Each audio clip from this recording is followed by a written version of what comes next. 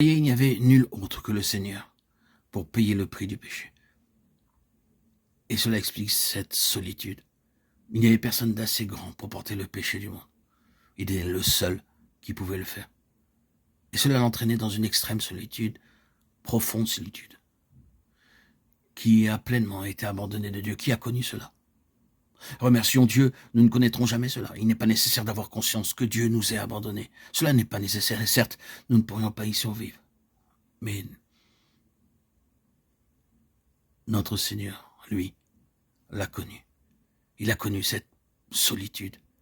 Il a fallu que le Fils de Dieu passe par cela. C'est le prix. Et il le paye en qualité de pionnier, le pionnier de notre salut, le pionnier de notre héritage, le pionnier pour nous faire entrer en possession de tout ce qui est déterminé par Dieu lorsqu'il nous appelle à cette union avec Christ. Le pionnier devait payer le prix de cette complète et finale solitude. Est-ce qu'il n'y a pas quelque chose de tout cela dans le soupir, le cri d'Ésaïe, chapitre 53? Oui, il est le seul qui ait dû être blessé pour notre transgression, frappé de Dieu et humilié. Son âme, créée par Dieu, a été une offrande pour le péché. Mon Dieu, pourquoi m'as-tu abandonné? Matthieu 27, 46.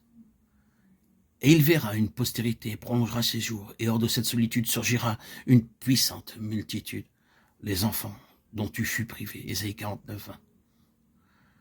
Et c'est le mot final pour l'instant, c'est l'identification avec lui, par la foi et le témoignage. Non, nous ne pouvons pas littéralement et réellement entrer dans cela.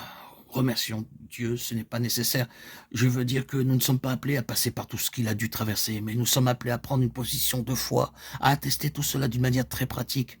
Pas seulement en le saisissant comme si c'était nôtre, mais à reconnaître que c'est seulement à nous, à cause de lui, seulement à nous, en lui. Cela implique une identification de vie avec lui. Cette identification par la foi et par le témoignage est vue comme un commandement de Dieu et comme ce qui devrait être réalisé. Hors du lit du Jourdain, hors du lieu où tout avait été réalisé par le grand pionnier du rachat, des pierres devaient être prises, et remarquons-le par 12 hommes. Prenez 12 hommes parmi le peuple, un homme de chaque tribu. Josué chapitre 4 verset 2. En effet, un homme de chaque tribu est ici représenté. C'est une affaire personnelle pour chacun d'eux. Chaque homme, une pierre. Cela doit être une transaction personnelle, un témoignage personnel, une appropriation personnelle de tout cela. Nous devons le porter sur nos épaules en nous y assujettissant. Notre engagement envers lui, notre engagement dans la mort du Seigneur Jésus, au fait qu'en lui nous mourrons, notre engagement dans son ensevelissement. Nous avons donc été ensevelis avec lui, Romains 6, 4. Puis vient notre identification à sa résurrection. Les pierres dans le Jourdain signifient notre union avec lui dans la mort, et l'ensevelissement, les pierres prises hors du Jourdain et dressées pour mémorial sur l'autre rive, typifient notre union avec lui dans la résurrection. Mais il doit y avoir une transaction pratique, personnelle, individuelle. Chaque homme, une pierre. Est-ce que vous avez pris la pierre sur votre épaule personnellement? Est-ce que vous avez fait cela définitivement? Vous savez comment l'apôtre Paul nous dit que le témoignage est né? C'est tellement familier.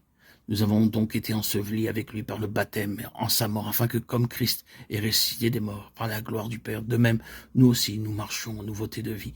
Romains 6, 4. C'est une histoire assez claire et si simple. Oui, par le baptême, nous déclarons que nous avons pris la pierre sur nos épaules. Nous avons fait de cela notre responsabilité. Nous sommes définitivement livrés à tout cela. Permettez-moi de dire encore que ce n'est pas simplement être sauvé du jugement, de la mort et de l'enfer, mais c'est être sauvé pour tout ce qui est dans le cœur de Dieu. Pas seulement de Dieu, mais pour.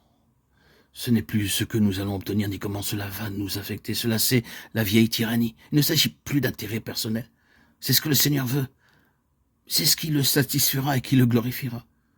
C'est la passion du cœur et c'est tellement engageant. Et quand il nous fait passer par tout cela, quand il nous fait passer par-dessus le mur des intérêts personnels, des intérêts mondains, du gouvernement de la chair, pour nous tenir sur le terrain où tout est du Seigneur, et pour ce qu'il veut, nous trouvons le pays coulant de lait et de miel, nous trouvons les richesses de Christ, nous sommes parvenus au ciel ouvert.